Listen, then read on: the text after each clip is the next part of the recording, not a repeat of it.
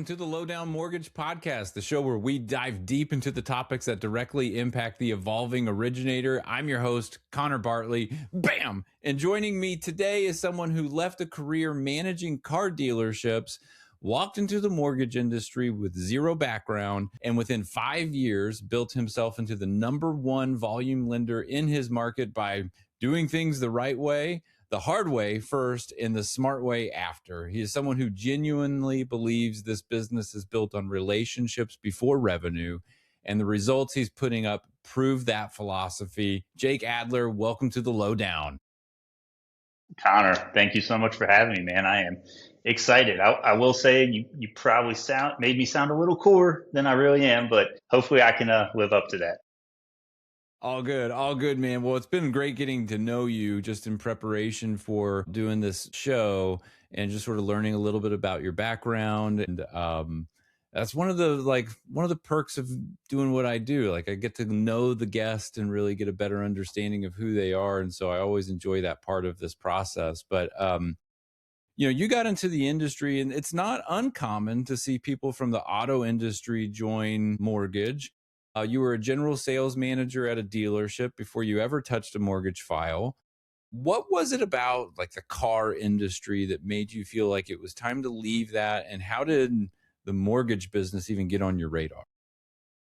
Yeah, that's a great question. When I was in the auto industry, and nothing against it, right? I mean, there's a lot of amazing people in that industry, and it taught me a lot about who I am as a person, as a salesperson. But at the time, I started as a salesman in the car industry. Seems like another life ago, but I really love that process of helping a client through start to finish and kind of showing them like, hey, not every car salesman's the same, right? And I'm here to actually help you and support you and try to make this process easier for you, which then got me into management, right? Which, getting into management did kind of change how I viewed it. It kind of turned more into budget meetings and managing, telling grown adults to get to work on time and these little things that just started to kind of make me lose the passion for it. That being said, too, it's a hard industry. It's a lot of hours, a lot of time.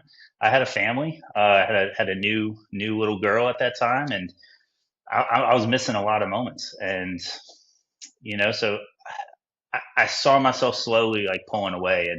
And when I'm not passionate about something, it makes it a lot harder to be great at it, I think. So I'm also not someone who just jumps ship very quickly. I don't make very rash decisions.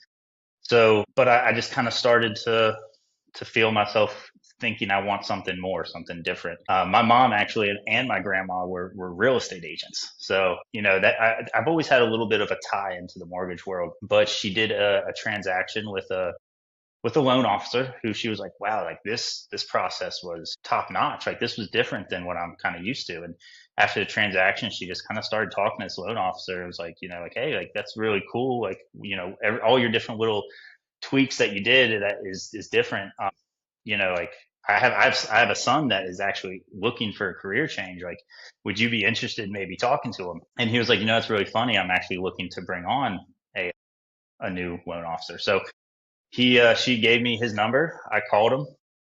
He didn't answer, as probably a lot of loan officers know. I called him again. I called him again. I called him again. And he called me on Monday and he said, you know what? I need to talk to you because I can already tell your follow-up game is strong. So Yeah. So that's kind of how I stepped into it. I got, I went out, I met him. I kind of learned a little bit about the business. At this time, I had zero idea really anything about the mortgage world other than, buying a house, doesn't teach you a whole lot probably. So, he broke a lot of stuff down to me. I said, this is really something I could see. Like, I could actually help make a difference in people's lives if I do this the correct way. So yeah, it kind of flowed. He explained to me how we would get into this industry. And he did tell me like, look, I'm not a 1 foot in, 1 foot out kind of guy. Like you got to leave this, what I thought at the time was a very well paying job that was supporting my family. You got to be prepared to take a jump. And, he's like, I'll train you. I'll teach you the things that I do that made me successful. But, you're not going to be working at the car dealership anymore. You're not going to be able to. So I did. I took a jump, and here we are. I can't even imagine the fear and anxiety that had to be going through you as a dad and a husband, going from, a salaried job into something commission based, and Hmm. having to figure out a brand new industry. Like, were there a lot of sleepless nights in the middle of that decision, and after making that move? Absolutely. So, I mean, there was a lot of prep even before making the move, right? Conversations with the wife, like, hey, look, here's all these positives, right? But there's a lot of also uncertainties that come with, like I said, leaving a job that's salary based, that you're guaranteed, six figures, and we've built our kind of our life on that. Uh, Also, I'm a big believer that, as I transitioned from car sales to management and more salary and guaranteed, that's a lot of where my passion left. I almost started to feel like a caged lion, right? Like, Mm, it's so we kind of talked about it. It's like, well, if we see our life like this is where we're at right now, where do we see our life in 5 years, right? Like, do you see yourself as this person and who you are right now? Do you want to be in this industry? And the ultimate answer was absolutely not, right? Absolutely not. Like, I have so much more I can give to this world, right? And I don't think I'm going to accomplish it here. And once again, nothing against the car industry and all the amazing people that are in it. It just, I think it was my time to leave. yeah. So you get into the business. You were doing like 5, 10 coffee meetings a week to build your book of business up. Like, walk me through what getting started as a loan officer looked like for you, and You when know, did that effort start to like turn for you? Yeah, no, I think I probably got into the industry very, very blessed way, right? I think a lot of people just kind of get thrown into it. They get onboarded and, hey, go get them, Tiger. I actually had an extensive training period where I was getting paid very little, like hourly, but while I was, getting mentored by this, top producer who was kind of teaching me the mindset and the ropes and what to do. And one of those things was, when he brought me on, he said, we're going to give you 2 years, but, within your first 2 years, we want you producing at least six or minimum, because that puts you in, the top. I think at the time was like 10% or something. And he was like, that's who I want on my team is top producers. So, but here's the thing, I'm going to give you the roadmap and the blueprint on how to get there.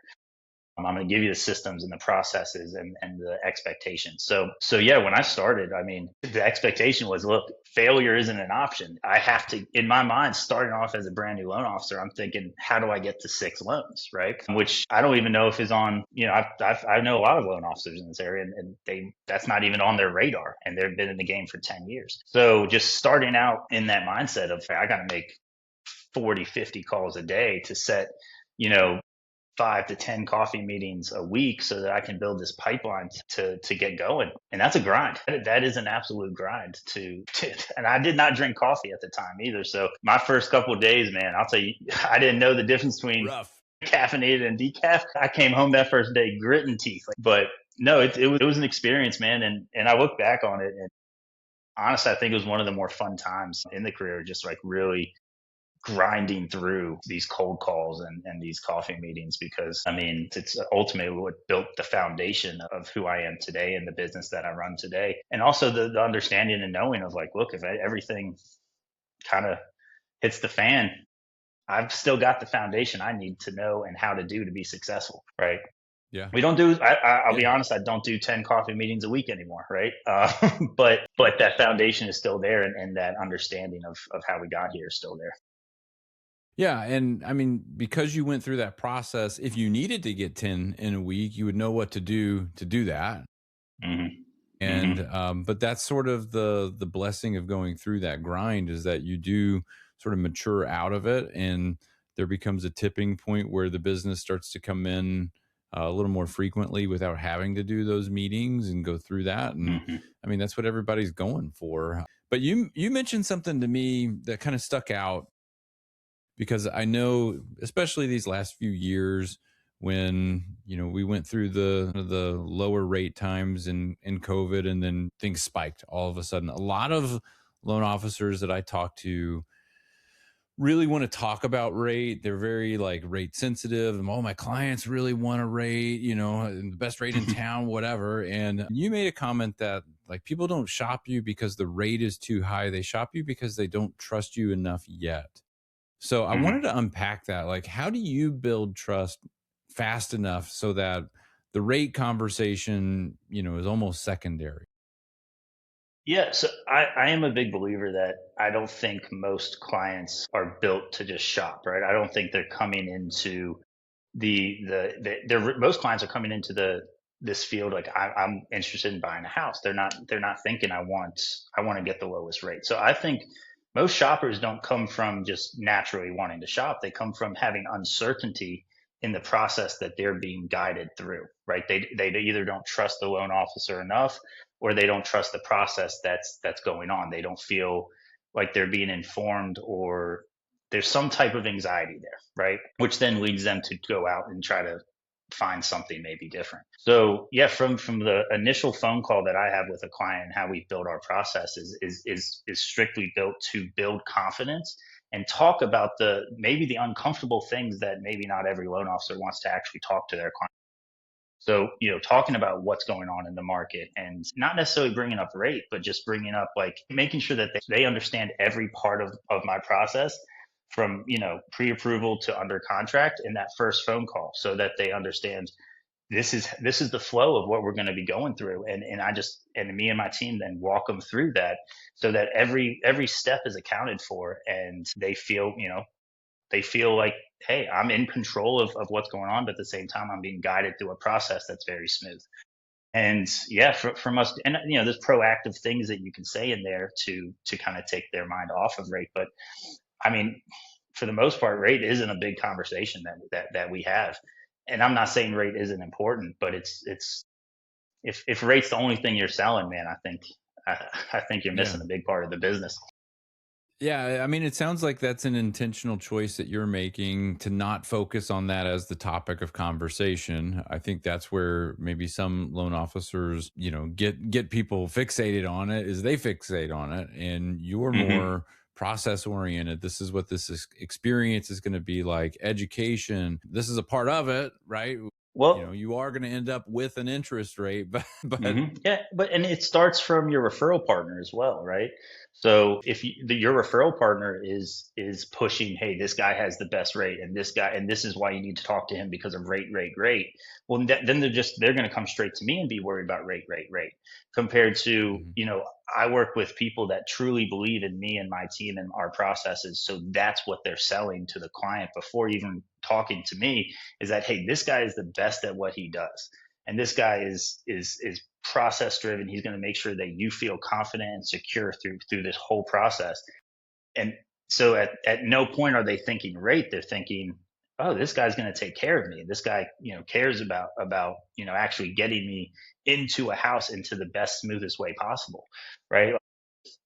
And honestly, like, rate is like, once again, I'm going to say it's important, but if I'm buying a house, that's a huge decision to make, right? And I'm a big believer, like if I'm gonna go do something big in my life, like let's say brain surgery, right? If I'm gonna go get brain surgery, I'm not gonna go shop for the cheapest brain surgeon out there, right? I want to find a well qualified, a very well, experienced, best at what he does brain surgeon. So that's kind of the mindset that we've always kept, is like, hey, we're not selling rate, we're selling a process and an experience to guide a client through this, and make them feel, like wowed. Like we want to wow the client. And it doesn't hurt that we don't have bad rates too, though.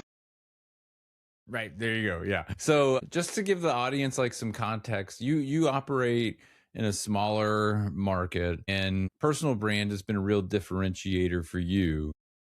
Mm. What does brand look like day to day in a market like that, and why do you think it works differently in a smaller town versus maybe a larger, major metropolitan area? Yeah. So in a smaller town, I mean, I grew up in this area, right? I went to high school here, so our name has always been a little bit, has been prevalent in this area. That being said, in a small town too, reputation's everything, right? So building reputation's a very hard thing to build up, but a very easy thing to lose.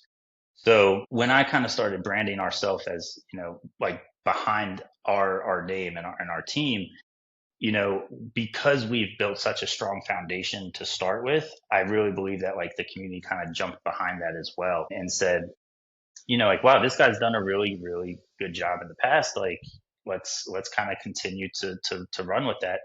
But it also allows you to, like, you can't just hide behind billboards and marketing, right? Like the reason that it works is because we've put in the energy and the work to make sure that we're doing a good job and we're trusted and we're liked. Like a big reason for success is because I truly do believe that the community believes that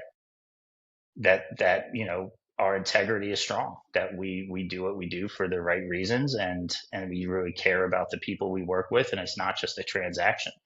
So I think in a bigger metropolitan city that can get lost, right? Sometimes it has to be a little more of just a transaction because of how cities work. In a smaller town, it's a little more about just like homegrown caring, right? Like so, Yeah.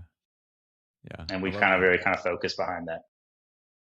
Well, so this is something that I know, loan officers struggle with, and that's making a change from one company to another, and what's going to happen? How does that look, or is it going to go well?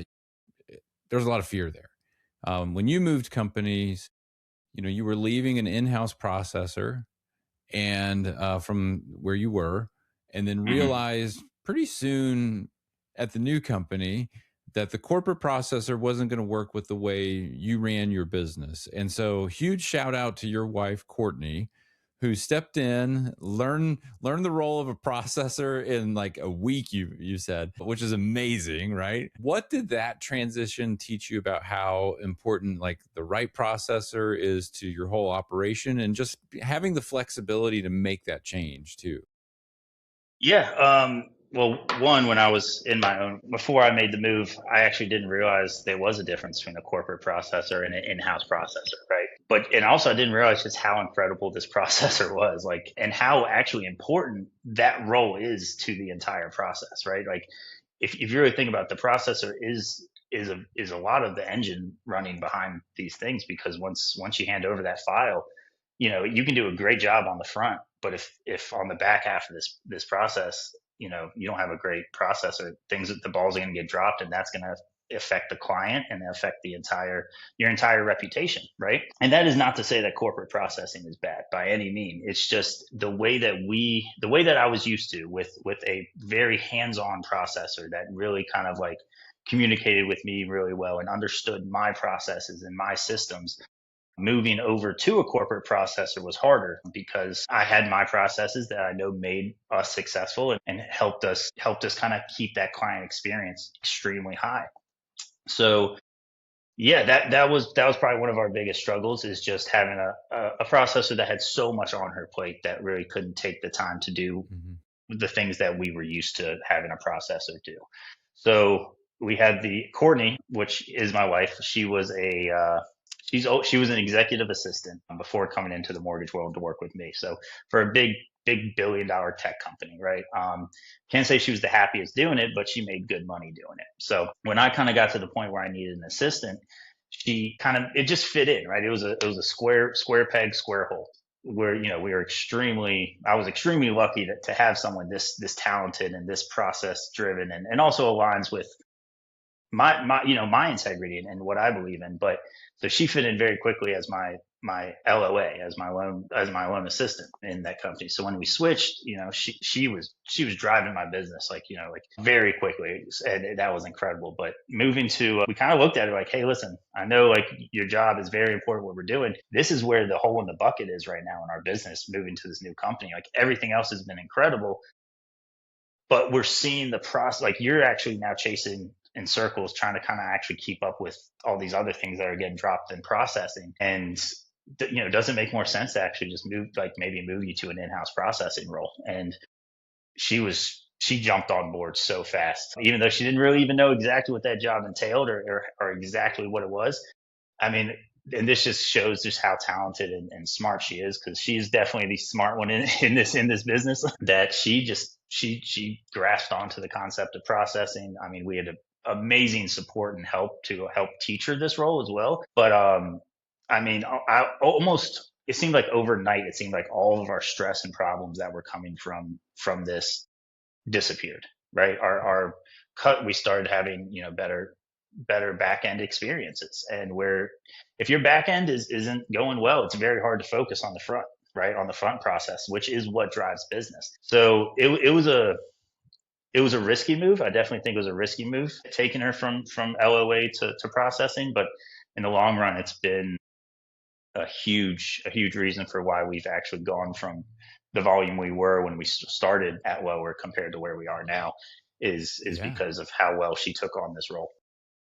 Well, that's awesome, and I'll just brag on you for a second because you probably won't do it for yourself, but yeah, I mean, you're gonna be up like 10, 12 million in volume in 1 year at a new company. Like there's a transition involved in there. You saw a problem, you fixed it, like all these things. And so that's really impressive. And a Thank lot you. of credit to your willingness to identify a problem and make a change. The environment of the company, did that help in making that change or provide the flexibility to do that? It did. I mean, we switched complete models, right? Like I was under a branch and then a branch manager to switching to opening up my own branch and having my own P&L and honestly taking on a lot more. But moving companies, it was a stressful, big decision, but it ended up being also, once again, one of the biggest, best ones because it allowed me the freedom to run my branch the way I wanted to compared to being kind of told this is how I have to go about things, which might work for them, but it wasn't working for me anymore. It also a big reason for the switch was the community and giving, and we wanted to be able to give back more to a community, which that has given so much to me. So switching gave us the control, the power to make the decisions that we wanted to make. That was we thought best for our business and moving forward. It's awesome. And the support and leadership has been overwhelming, honestly.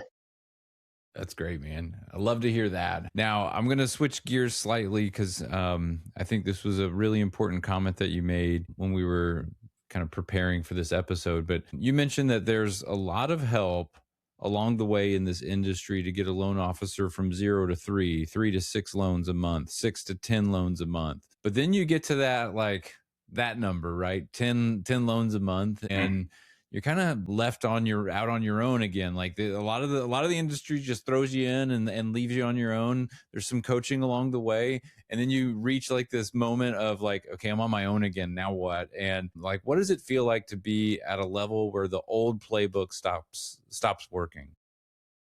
Yeah, and don't get me wrong, I wouldn't say the old playbook stopped working because we still do all these things, that got us to where we're at now, right? But yeah, I do think there's a lot more information available for and the processes you need to do to go from 0 to 3, 3 to 6, even 6 to 10.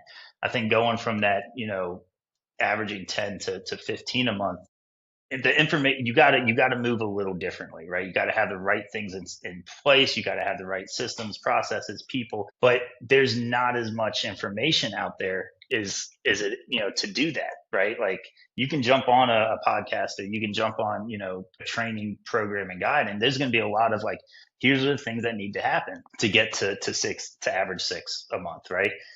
It's a lot harder to find the things to get to 15. So that's kind of where we're at right now is what are the things, what are the people we need to put in place, what are the things that we need to change to restruct our kind of almost our whole process to get there. And a lot of it really came down to time management, to make sure that like we're not getting more time in the day, right? So how are we optimizing the time that we have to make sure that we are growing, but also still keeping that same level of integrity and customer service that got us here in the first place. Yeah, no, it's we actually just started coaching as well, which actually is very helpful. But yeah, no, it's a different game for sure, but it's also an exciting one because I know I have a lot left in the tank, and I want to see where that takes us. Yeah. Well, and I find that like just along the way when there's a moment where sort of the focus changes And we talked a little bit about this, and it's this conversation of impact over income. Measuring success by just a paycheck kind of starts to miss the point. And I know you're competitive. You still want to be number one in the Mhm. area. So how do you balance like impact over income and without canceling them out? Because you need to make money to earn a living, right? But like, how do you focus on the impact that you're making? Yeah. I mean, yeah, you got to have a roof over your head, right? You got to have food on the table. But this is an industry that is so driven by relationships, right? So if you're more focused on just getting just getting the paycheck and getting the commission check and driving the nice car or buying the big house, you're missing the whole point. And I've always believed that, like, if we aren't, our main focus and our main goal is to help people, right, is to help our clients, get through a process in a smooth way where they feel comfortable and supported and guided, but also solve problems for our referral partners, right? Like, how can we make their life better and their life easier? And if you're focusing on all those things, the paycheck will come, right? And that is the beautiful thing of our industry. But like, if that's the focus, you're missing out on all the little things and all the, maybe all the smiling faces and all the people you've impacted along the way. So it's not that, I think purpose and I guess commission, they work together, right? But like, if you're just hyper focused on just the money, then I don't know if this is the right industry for you, to be honest. Yeah. Well, it's got to be cool, like driving down the streets of your town and knowing that, like, passing just houses and things, going like, I helped someone buy that house. I helped someone buy that. Yeah, That's got to be a pretty cool feeling. it is. It's a small Well, town thing, right? It's the same thing as the we talked about with the marketing and the way we've gone about it is it's a small town thing. But if you don't do it right and you focus on the wrong side of it, then that reputation gets destroyed pretty quickly, man. yeah. Yeah.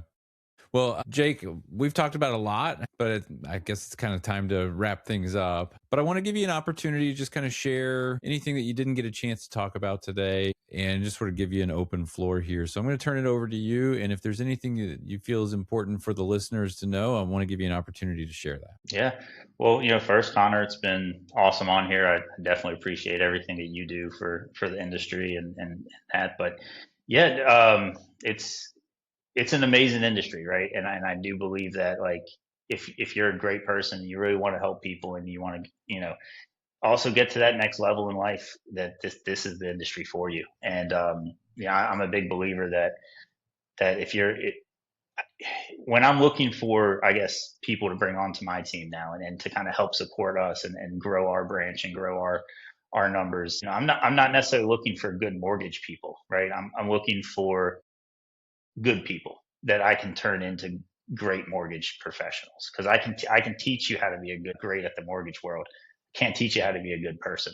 So yeah, I think just that kind of mindset is what's got us here, and it's the kind of mindset that we're going to grow with. And and yeah, no, I absolutely love this industry, and if I can help share this industry with other people and change their life the way that it changed mine, yeah, I think we're all winning. That's awesome, man. Well, I want to say thanks for joining the show and for allowing me the opportunity to get to know you and to get your story out to others. I'm really excited to see what you're going to do here next at Lower Thank you. and what the future holds for you, and just looking forward to seeing all your success. But thanks for being on the lowdown, Jake. It's great having you. Thank you.